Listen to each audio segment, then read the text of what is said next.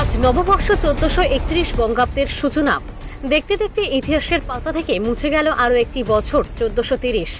প্রতি বছরে মানুষের জীবনে নানা চড়াই উতরাই থাকে।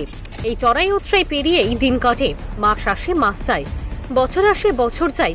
তেমনি একটি বছর বাংলা 1430 সাল। আজ নতুন বাংলা বছরের প্রথম দিন।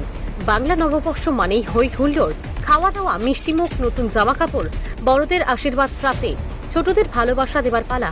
নববর্ষ মানেই হালখাতা যাত্রা।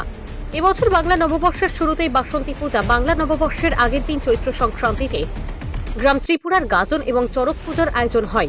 এবছর বাংলা নববর্ষের দিন রবিবার পড়েছে, অর্থাৎ ছুটির দিন। ফলে এবছর নববর্ষকে ঘিরে বাড়তি একটি পাওনা থাকবে বাঙালিদের মধ্যে।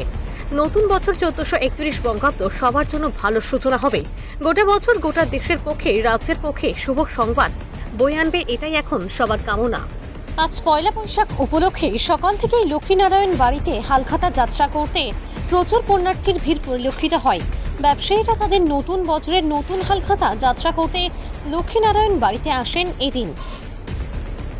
ব্যবসায়ী যারা করে তারা ব্যবসার উদ্বৃত্ত দেখে ব্যবসা উন্নতির জন্য তারা একটা হালখাতা করে, বা যারা বাকি রেখে থাকে তারা যেন একটা হালখাতা তৈরি করে বাকিগুলি নিশ্চিত করার জন্য তার জায়গায় তারা হালখাতা করে, এবং হালখাতা শুভ যাতে ব্যবসার যাতে বৃদ্ধি হয় তার জন্য আমরা শুভ হালখাতারা যাত্রা বা নতুন বর্ষ নতুন খাতা উদ্বোধন করে দিয়ে এই আমরা আজকে এলাম আর কি। তারাও আসে, আমরা তৈরি করে দিই খাতা, যা যাবতীয় নকশা থাকে সেগুলো আমরা তৈরি করে দিই খাতা।